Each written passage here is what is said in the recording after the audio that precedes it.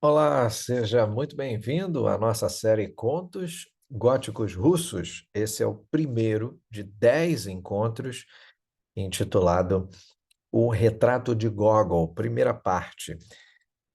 Para a gente organizar a casa e mostrar o que vamos fazer nessa nossa série, é importante frisar que esse é um tópico pouco estudado.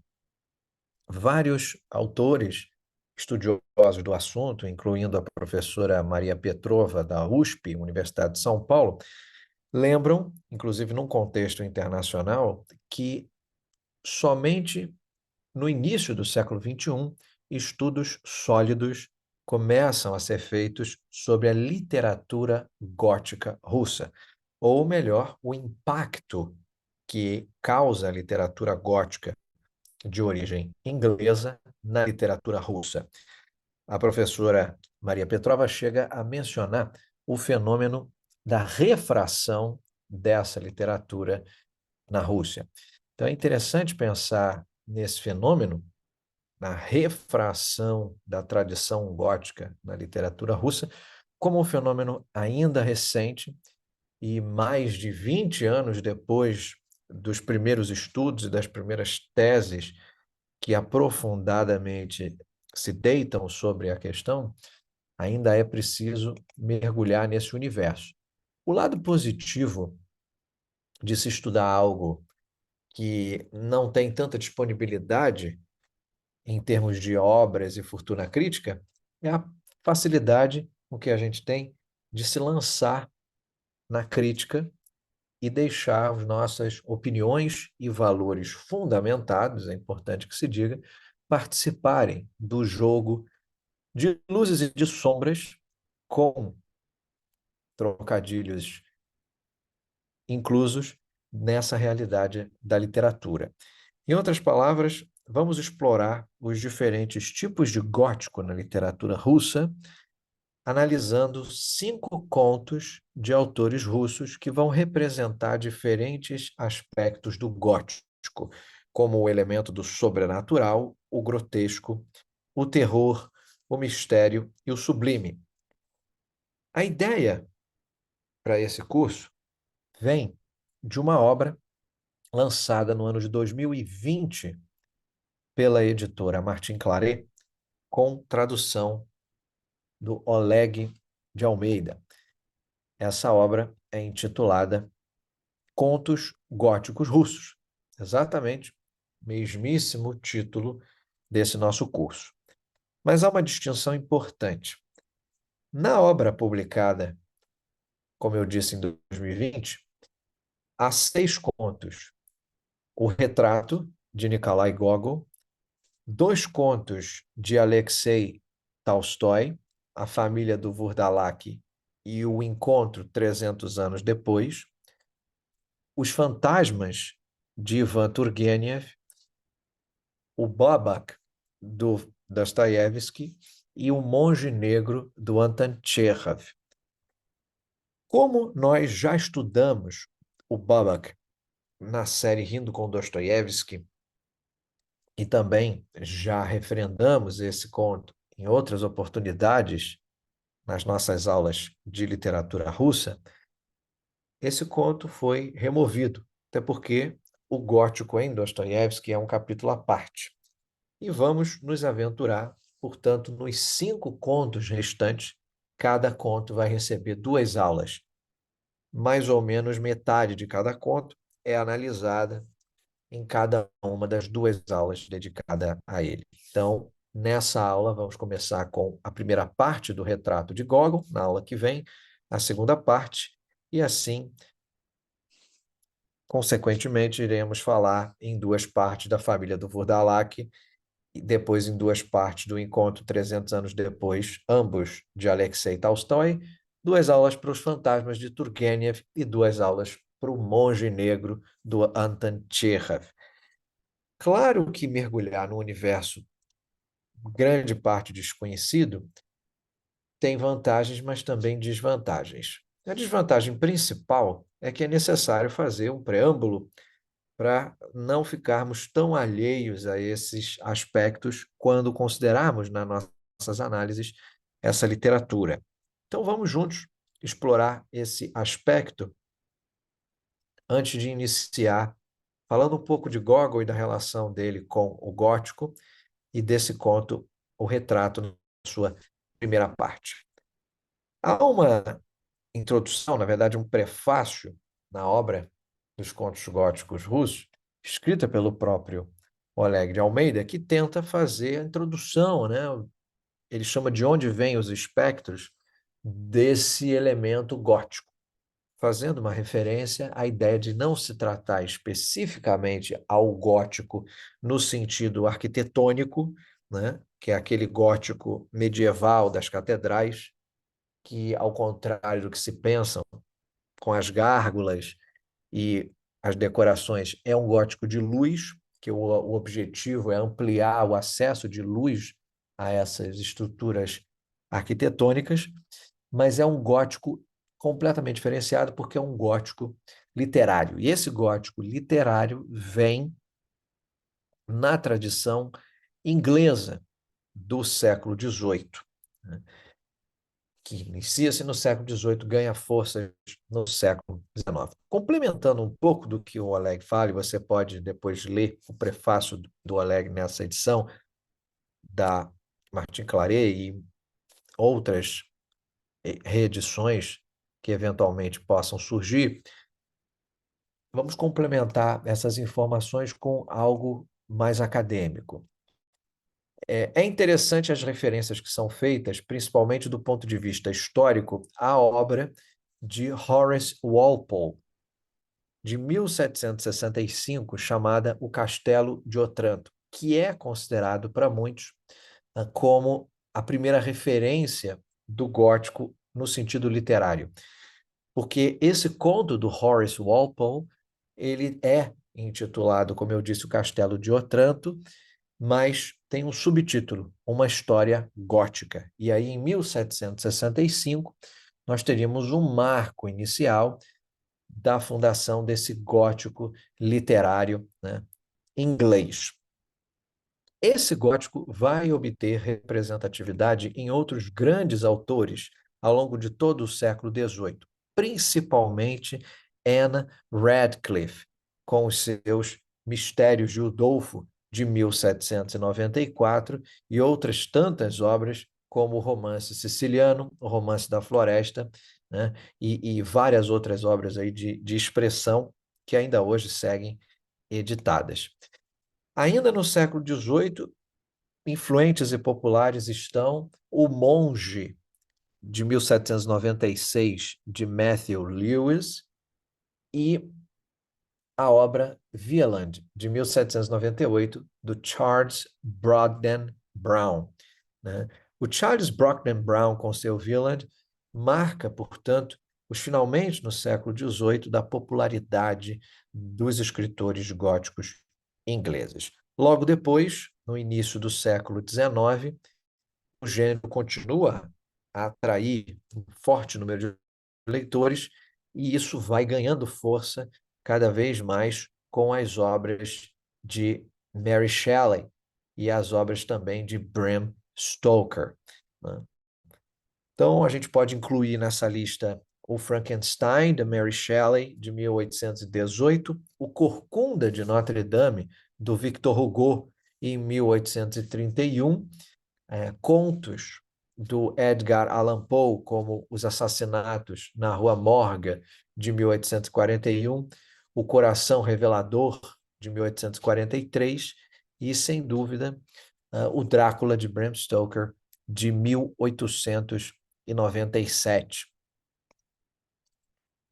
Então, inclui-se aí, né, essa figura, o próprio Frankenstein, também dito, né, o Prometeu moderno, de 1818, há o Melmoth, o Homem Errante, de 1820, do Maturin, enfim, obras que o próprio Oleg também menciona, como eu disse, Edgar Allan Poe, e outros mais, incluindo aí Robert Louis Stevenson, né, O Médico e o Monstro, O Grande Deus Poe, do Arthur Machen, Pesares de Satã, de Mary Corelli, e aí já chegando no início do século XX, onde, é claro, a popularidade mais longeva recai sobre Bram Stoker, né?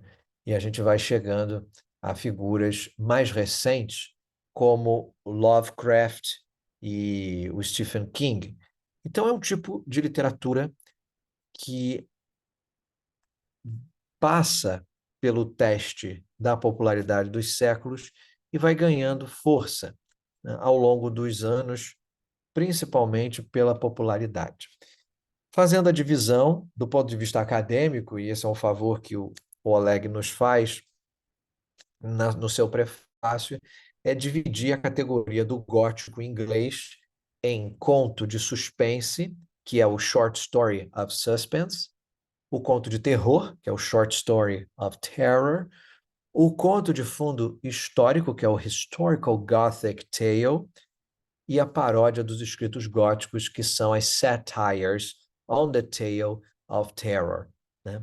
É importante frisar que, salvo a ideia inglesa de fracionar isso em vários estilos, conceito da Edith Burkhead, que vem desde o início do século XX, e outros grandes da tradição, como Montaigne Summers, Devendra Varma e vários outros estudiosos, a gente tem que pensar também no contexto russo, né? Como é que isso vai bater na Rússia? Qual é o impacto que isso tem na Rússia? E aí, muito importante, esse artigo, publicado originalmente na Abralik pela professora Maria Petrova, que é intitulado O Gótico na Literatura Russa do século XIX, onde ela trata especificamente das peculiaridades desse gótico nos contos de Gogol, e mais especificamente nas obras A Terrível Vingança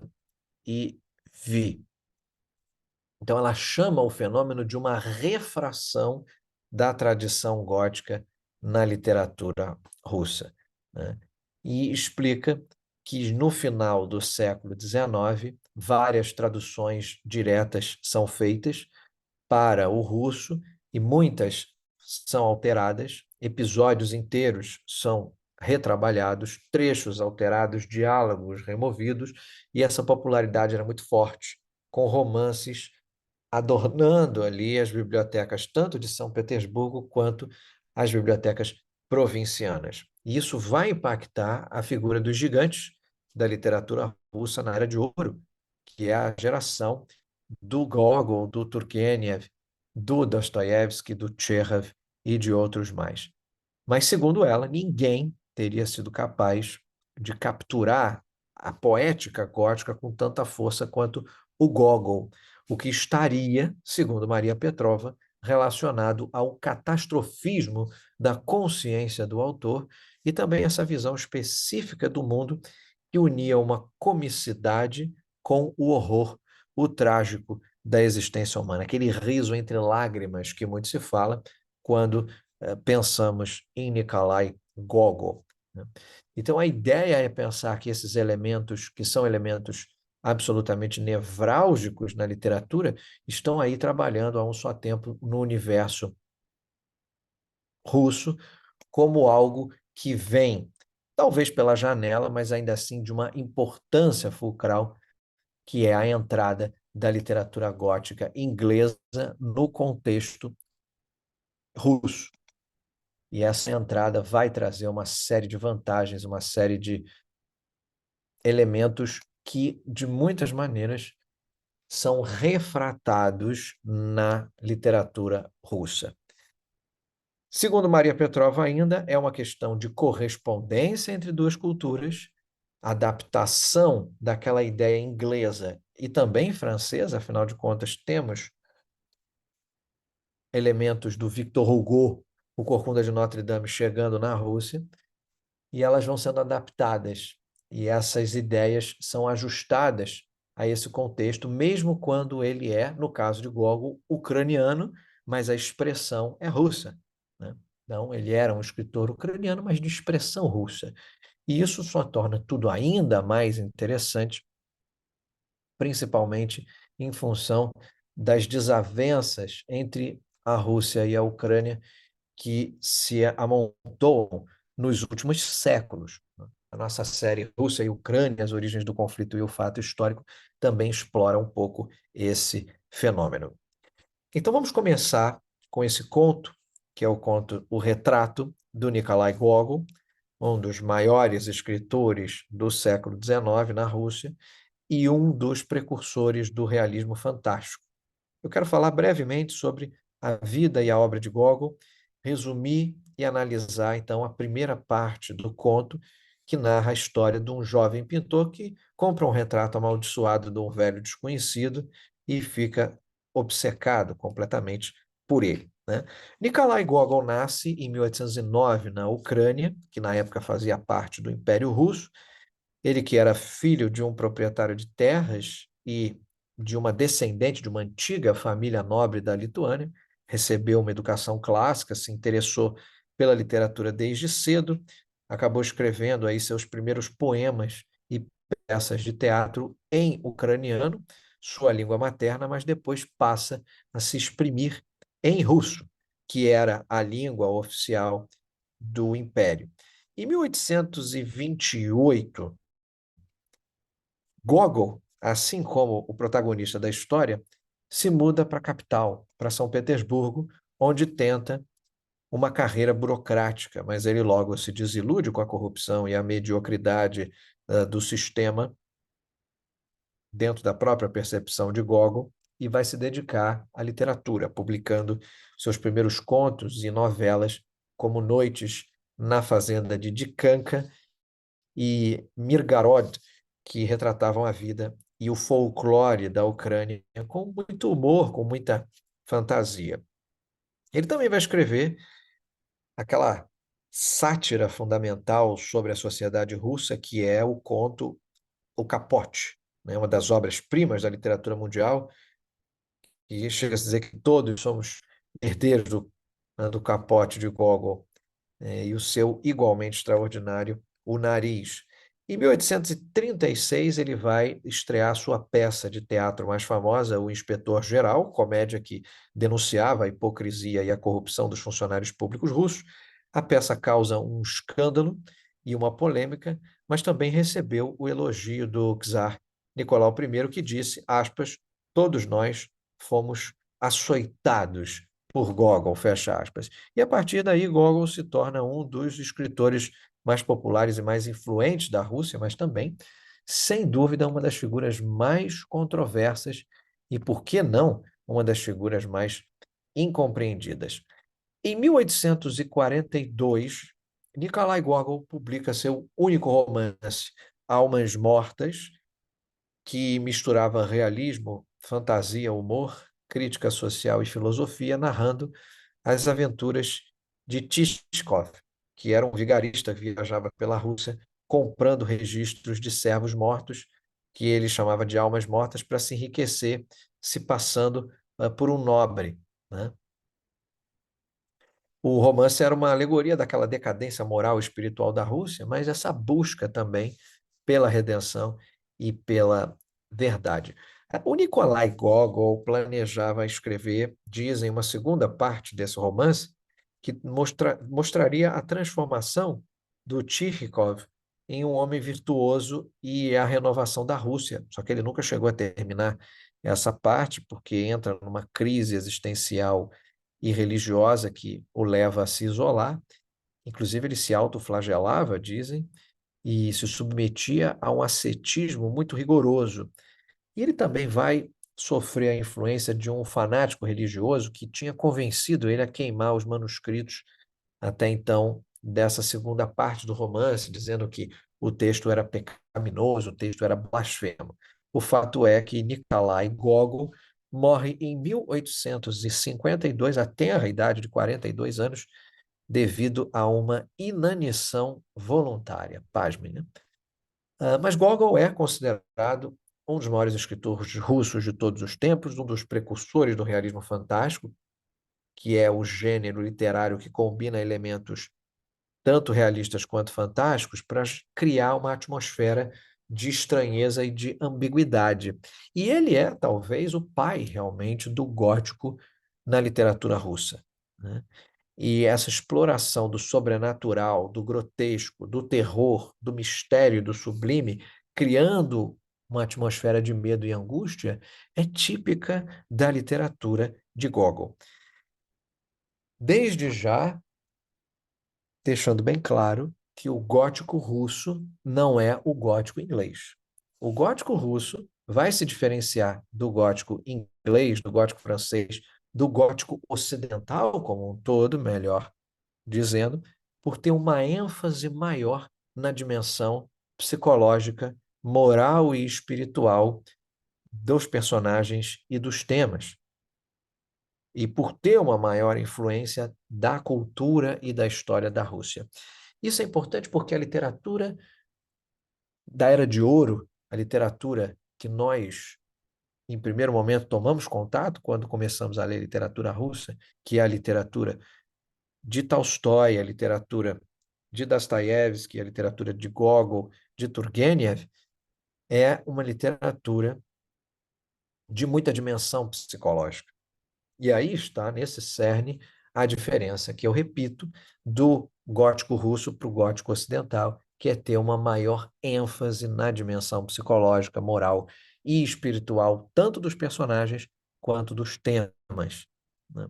E pela influência maior que vem da cultura e da história da Rússia. Esse conto, O Retrato, é publicado em 1835 na revista O Contemporâneo, que era editada pelo Pushkin, grande poeta, né? Poeta maior das letras russas e muito amigo de Gogol. E o conto está dividido em duas partes. Então, essa nossa aula versa sobre a primeira e a próxima sobre a segunda parte.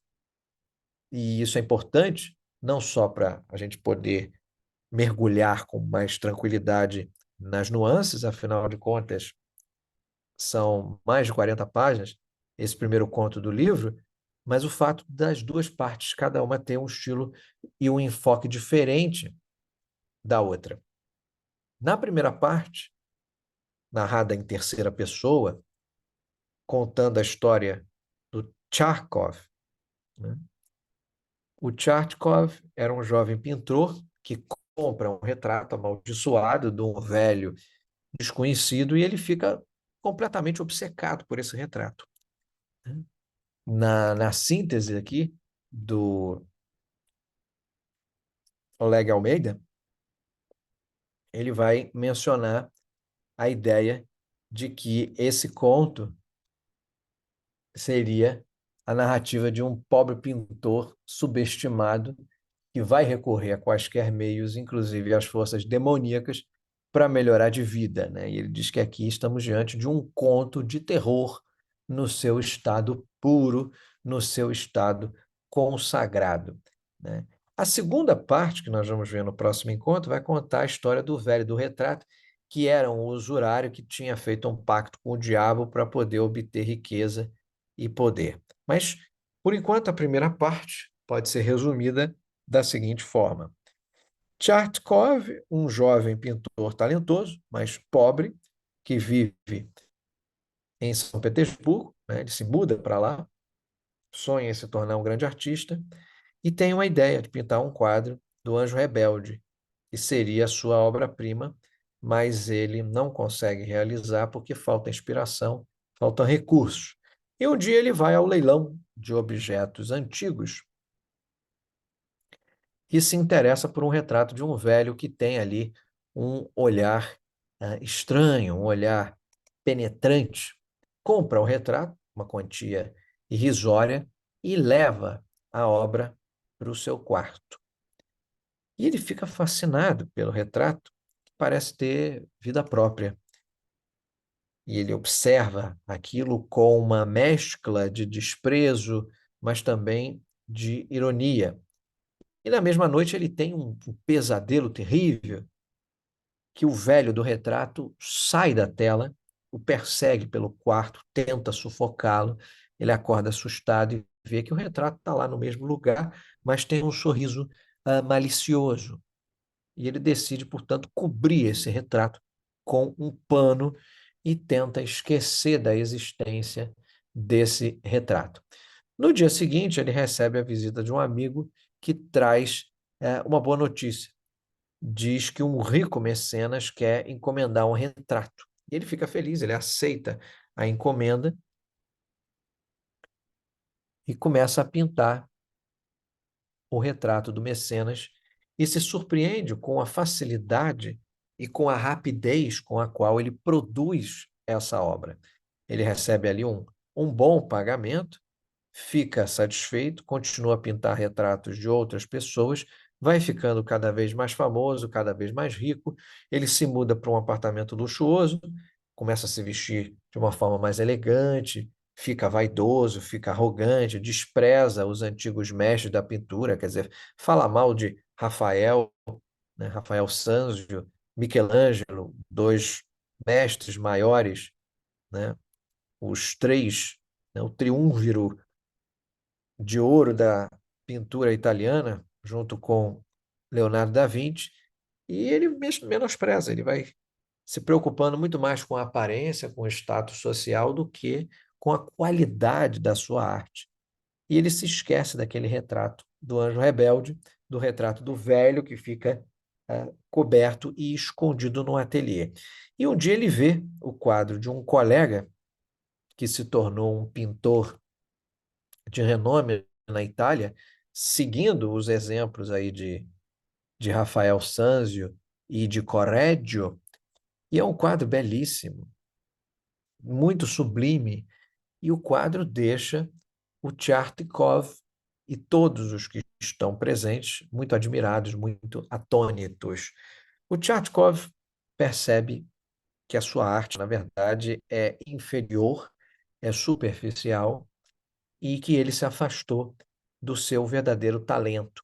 Então vem aquela mistura de inveja, de vergonha, de remorso, e tudo isso direciona o protagonista para uma crise existencial. Ele tenta pintar o anjo rebelde, mas não consegue porque faltou técnica, faltou criatividade, e ele se dá conta de que perdeu o talento, perdeu a pureza, e que aquele retrato do velho que ele tinha comprado, na verdade, era responsável pela sua ruína, né? Aquele que é capaz de rir quando tudo deu errado, já encontrou alguém para botar a culpa. Ele botou a culpa no quadro. Ele sente um ódio, uma inveja muito grande por todos os outros pintores que têm talento, que têm sucesso, e ele decide destruir, né, as obras desses grandes mestres. O que que ele faz? Ele vai gastando mesmo os tostões que ele ganhou para comprar e destruir as pinturas mais belas que ele encontra. E ele vai se transformando num monstro que odeia a arte, que odeia a harmonia, que só quer se vingar do mundo, reencontra o retrato do velho, que estava esquecido, se lembra de toda a bizarrice que ocorreu nessa compra, manda levar o retrato embora, mas aquilo dali não aliviaria o seu tormento. Ele segue destruindo obras de arte, ele vai ficando cada vez mais doente, vai ficando delirante, tem alucinações com o velho do retrato, que o persegue, que o sufoca, vê os olhos do velho em tudo que é lugar, se sente cercado por retratos que o julgam, que o condenam, e morre em agonia, sem deixar nada de valor, nem material, nem artístico. Então, essa primeira parte do conto é um exemplo do que nós podemos chamar de gótico psicológico, que vai explorar o conflito interno, a loucura, a culpa das personagens e que cria uma atmosfera de horror e de angústia. Gogol vai se valer de elementos fantásticos, como o caso do retrato amaldiçoado, e isso vai simbolizar a influência pérfida e maligna do dinheiro, da ambição e da vaidade que afetam de forma deletéria a arte e a alma desse pintor.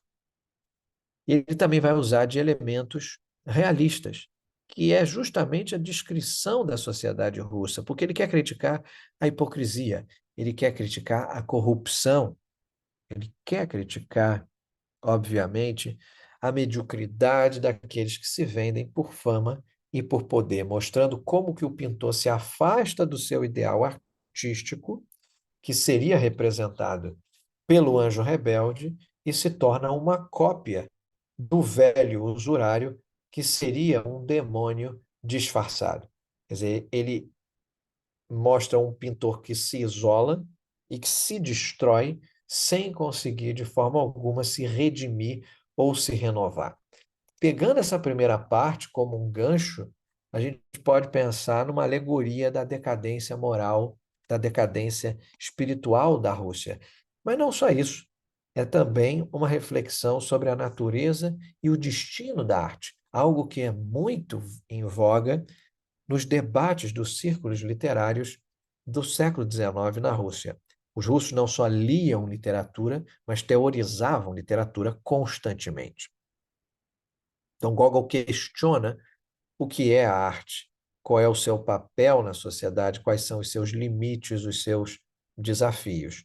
E também questiona o que é o talento, como ele se desenvolve e como ele se perde, a ascensão e queda da arte, do artista e do seu mundo.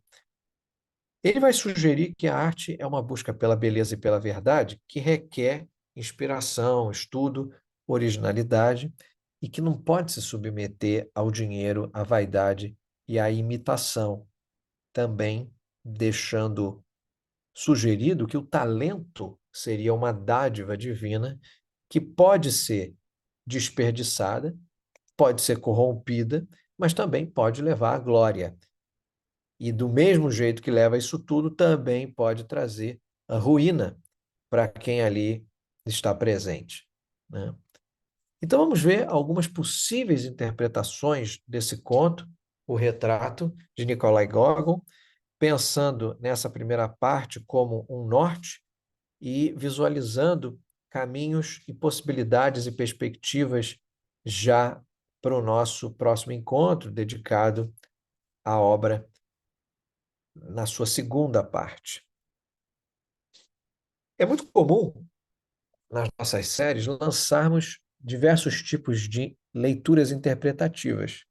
Não há gabarito, não há resposta certa.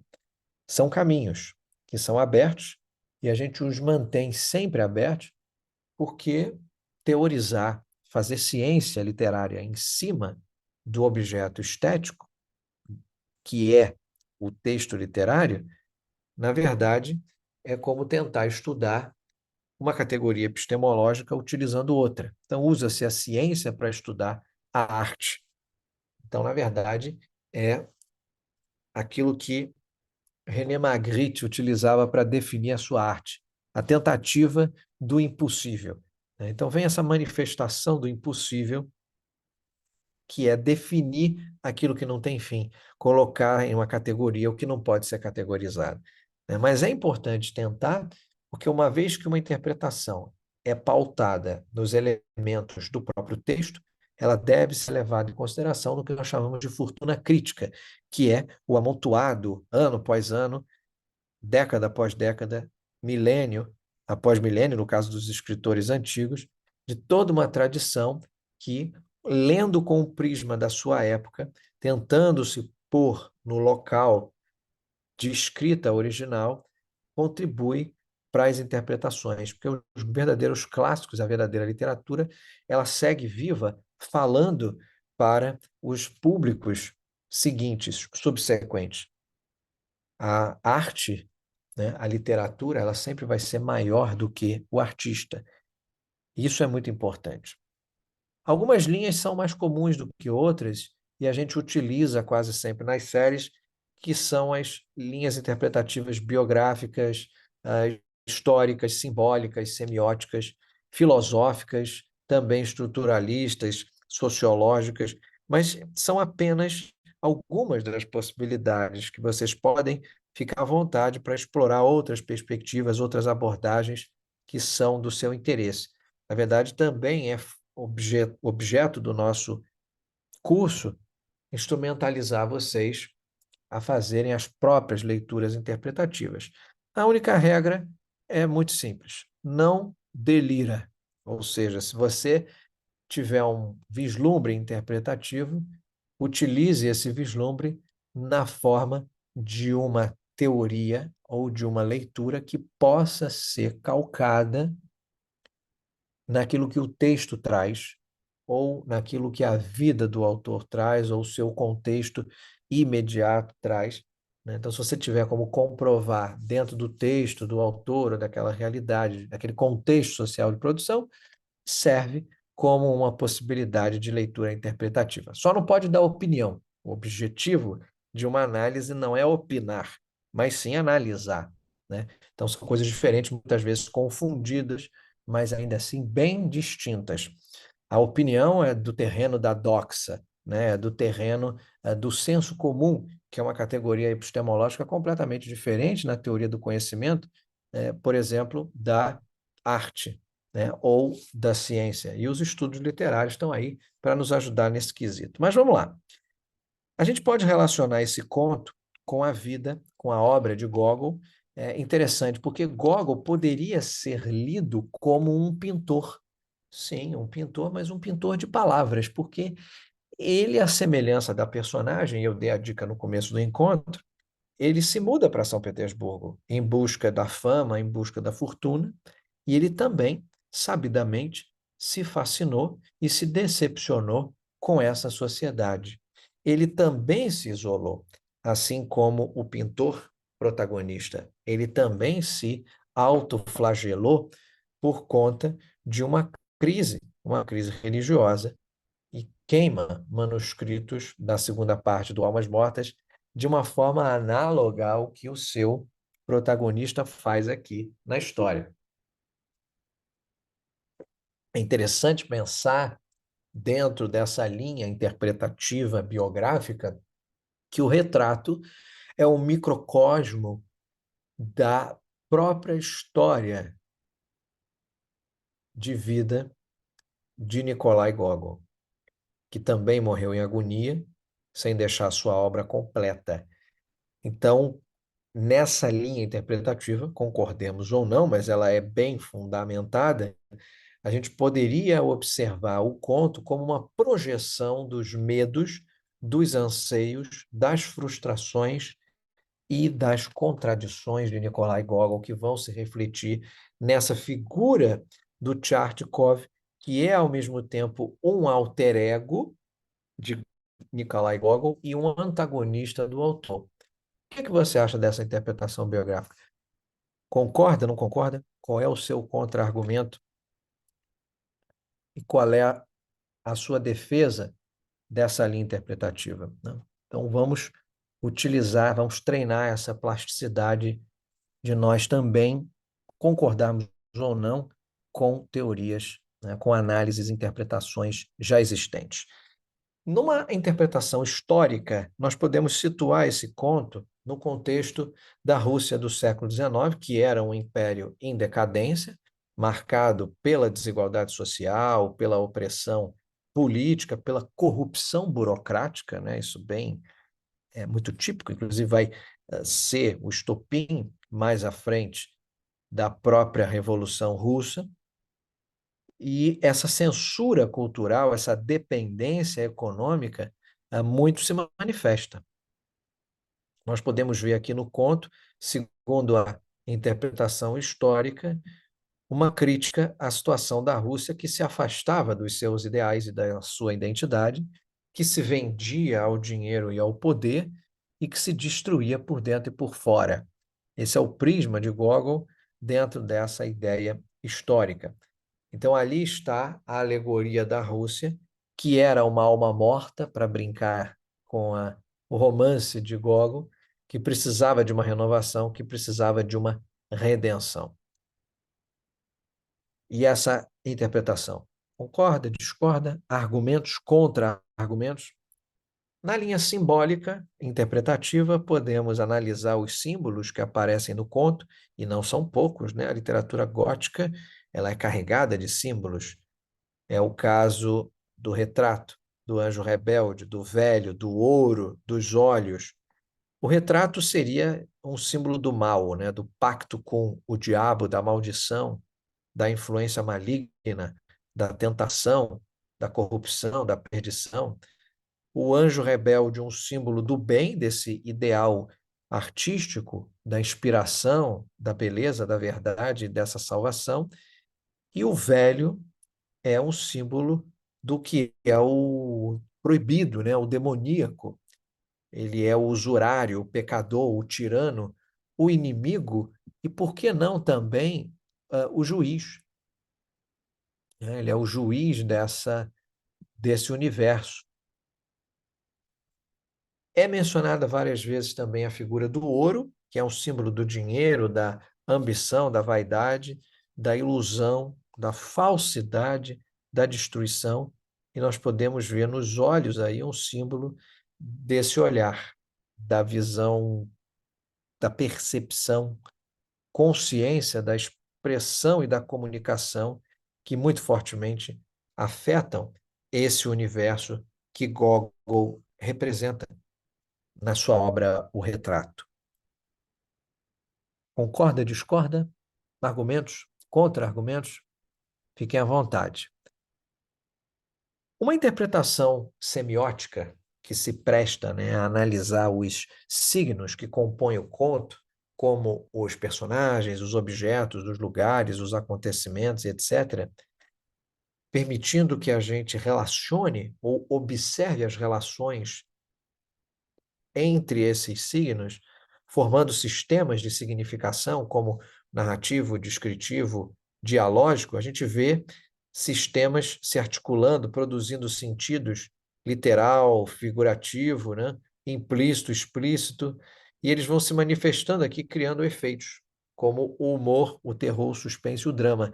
Esse conto, isso se vale bastante, porque a semiótica do gótico, ela permite um entendimento daquilo que é a mescla entre o terror, né, o drama do humano e essa ideia verdadeira daquilo que é o maravilhoso, que seria essa redenção, essa salvação, que a própria literatura do Dostoiévski é tão tributária.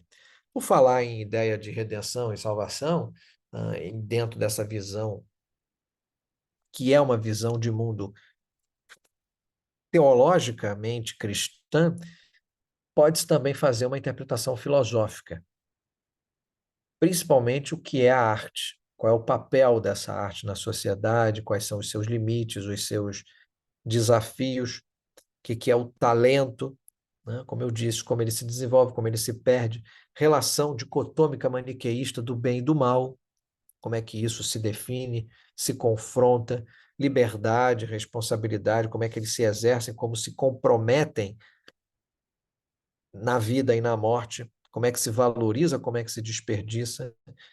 Então, é um conto que propõe essa reflexão, uma reflexão sobre as questões. Ele não dá respostas definitivas. Muitas vezes isso é um desespero para o estudante mais tradicional, porque não há resposta definitiva. O que, na verdade, se faz é abrir possibilidades de interpretação e debate. Pensando em termos estruturalistas, podemos observar aí a estrutura do conto, como ele se organiza, e ver que essas unidades se combinam de mais variadas formas, obedecendo a essas convenções de hierarquia, de equivalência. É um texto muito bem construído pelo Gogol, ele tem uma extensão expressiva, nesse livro é o maior dos contos, mas ainda assim ele traz, como o próprio Oleg diz, o gótico na sua expressão mais pura e consagrada. É importante lembrar disso, porque, afinal de contas, Gogol inaugura essa tradição, que é a tradição do gótico russo. Do ponto de vista sociológico, a interpretação que a gente pode fazer seria investigar as relações sociais que esse conto retrata, como as classes, as profissões, as instituições, as ideologias, né, vendo como é que elas se articulam na adaptação da própria sociedade russa, que vai passar ao longo desses anos, que são tão fulcrais aí no século XIX, e que vão dar origem àquele fenômeno no início do século XX, que é a própria Revolução, a primeira pequena Revolução de 1905, depois Revolução de 17, eventualmente aí 22 com a formação da União Soviética. Então, se a gente pensar dentro desse contexto, nessa nossa jornada dos contos góticos russos, podemos refletir que o gótico, na sua condição de gênero, ele surge na Europa no século XVIII como uma reação ao iluminismo e ao racionalismo, que valorizavam a razão, a ciência e o progresso, e explorava o irracional, explorava o sobrenatural, o regresso, né? Criando uma atmosfera de medo, de angústia, que refletia inquietações e contradições daquela época. Então, o gótico vai se caracterizar sempre pelo uso de elementos como um castelo, uma ruína, um labirinto, uma masmorra, um fantasma, né? Ele vai falar de um vampiro, de um demônio, de uma maldição, um pacto, segredo, crime, loucura. Esse é o vocabulário do gótico. E lembrem que o gótico russo se diferencia do gótico ocidental porque tem maior ênfase na dimensão psicológica, moral, espiritual dos personagens e dos temas, e uma maior influência da cultura e da história da Rússia. O gótico russo vai se manifestar de formas diferentes e em diferentes épocas, desde o 18 até a literatura russa contemporânea, vai passar por vários movimentos literários, marcadamente o romantismo, o realismo, o simbolismo e o modernismo, e que Gogol seria, portanto, o autor fundacional do gótico russo, um dos mais originais, um dos mais inovadores, que usa elementos do gótico ocidental, como o sobrenatural, o grotesco, o terror, o mistério, o sublime, mas ele sempre combina elementos do seu realismo, do humor, da fantasia e da crítica social, para criar essa atmosfera de estranheza e de ambiguidade que desafia realmente as fronteiras entre o real e o imaginário, entre o cômico e o trágico, o sagrado e o profano, o bem e o mal, o belo e o feio. Então, nesse conto, nós começamos a ver Gogol explorando o tema do gótico psicológico, mostrando o conflito interno, a loucura e a culpa do Tchartkov, que se deixa seduzir pelo retrato amaldiçoado do velho e que se torna obcecado por ele. Alegoria da decadência moral e espiritual da Rússia, mas também reflexão sobre a natureza e o destino da arte. É um exemplo de gótico, não só russo, mas de Gogol, misturando realismo, fantasia, humor, crítica social e filosofia, desafiando as fronteiras entre o real e o imaginário, o cômico e o trágico. Ele vai se expressar dentro da sua ideia do que seria esse gótico, né? Justamente na chamada poética do gótico, né? Adequando essas duas culturas, e ele entrelaça dentro da ideia da literatura de fundamento ucraniano, que se transforma numa literatura de expressão russa, ele entrelaça, também nos ajuda a professora Maria Petrova, entrelaça os elementos da demonologia cristã e essas crenças pagãs com as velhas lendas e histórias do folclore daquela porção do Império Russo. Cito novamente a professora Maria Petrova. Aspas. Pelo seu caráter de criatividade, Gogol é mais próximo do romance gótico negro. No centro da sua narrativa está um herói solitário. As forças infernais interferem diretamente na trama e no enredo das novelas, via de regra, é focado na luta do homem com o mal inexplicado e terrível. O uso do princípio gótico serve para a compreensão dos conceitos de fé e de pecado, de vingança, do bem e do mal, da felicidade e da escolha. No texto de Gogol, diz ela, os elementos góticos servem para uma interpretação filosófica desses problemas. É interessante porque, no final do prefácio, o próprio tradutor Oleg de Almeida faz a referência de que o leitor mais cético, ao tocar na matéria esotérica interior, vai se sentir propenso e cativado a talvez reconhecer elementos estéticos que podem ser valiosos naquilo que ele não pode explicar. Na nossa série O Misticismo dos Povos do Livro, a gente aprofunda muitas dessas questões, tanto no cristianismo, no judaísmo, como também no islamismo. E pode ser um caminho também de leitura, uma leitura interpretativa à luz desse fenômeno.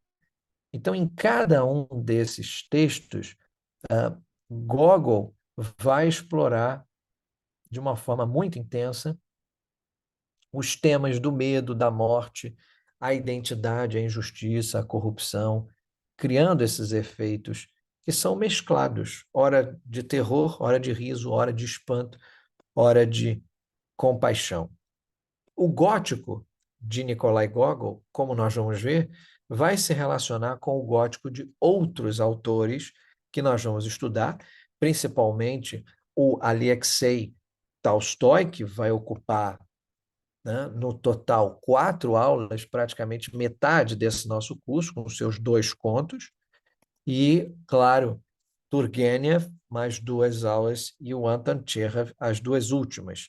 Cada um desses autores, como nós vamos estudar, tem sua forma própria de abordar o gótico, né? De acordo com a sua visão de mundo, mas também com o seu estilo. E isso vai enriquecer e vai diversificar o gênero. Isso é muito importante. Mas o caso específico do gótico de Gogol, ele tem uma importância fulcral por causa da influência no realismo fantástico, né? Que tem uma relevância na época que ele viveu, porque ele é um dos críticos mais ferrenhos daquela sociedade em crise, em transição, né? Mas também pela grande afinidade com o gótico ocidental que dialoga e contrasta, né? Então, Gogol é o tempo inteiro presente num diálogo com Edgar Allan Poe, Mary Shelley, Bram Stoker e por aí vamos, que vão trazer o gótico na linha da frustração e dessas contradições, né? Então, isso é um preâmbulo, é um início de conversa, mas eu acho que a gente já tem vários elementos para deixar em suspenso para quando nós voltarmos, que vai ser a vez da gente analisar a segunda parte desse conto e, óbvio, deixar o terreno aberto para as leituras que virão aí dos outros 4 contos. Então, sempre se programa para ler uma metade de cada conto antes do encontro, e se não puder, pode esperar passar as 2 aulas e ler o conto na íntegra, ou então assistir o curso inteiro para depois ler os contos todos, ou quem quiser achar melhor, pode ler todos os contos para depois assistir o curso. O importante é que você se sinta também parte ativa desse processo, analisando conosco, estudando, e que a sua voz esteja presente na forma da sua interpretação, abalizada pelos elementos narrativos e textuais, né? Não deixa para fazer apenas um diletantismo de opinião. Nós precisamos de análise, utilizando os elementos. E ao longo do curso, a gente destrincha outras formas de fazê-lo. É importante também direcionar a atenção de vocês às nossas outras séries dedicadas à literatura russa, principalmente o panorama da literatura russa, e mais especificamente aos vários cursos que nós temos que analisam contos russos, né? E esses cursos que fazem análises de contos russos são importantes porque vão ter o mesmo formato analítico e podem ser de crucial importância para você cada vez mais se sentir um craque. O bacana de estudar por contos é que você fica mais à vontade para desmontar a estrutura do texto, revirá-la de ponta cabeça e dar um novo sentido de realidade, e ainda assim ela se configurar como algo novo, algo atualizado. É uma literatura que nunca cessa de surpreender, e como boa literatura que é uma fonte inesgotável de novas oportunidades analíticas e estruturais. Eles falam algo novo para cada tempo, mas sempre continuam relevando e mostrando elementos que são da sua época, né? Falam de lá e nós aqui, em pleno século XXI, continuamos escutando. Mesmo que os estudos do gótico russo sejam recentes, apenas do início do século XXI, né? As primeiras 2 décadas já mostraram um frutífero e importante resultado nesses estudos que agora vem cada vez mais trazendo relevância para os interessados pela literatura russa. Busque a leitura, busque o estudo, mas confie também na sua capacidade analítica. Quando nós voltarmos à segunda parte de Um Retrato de Nikolai Gogol, na série Contos Góticos Russos.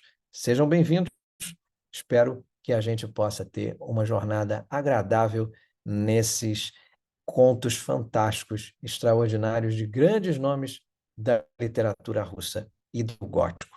Até a próxima.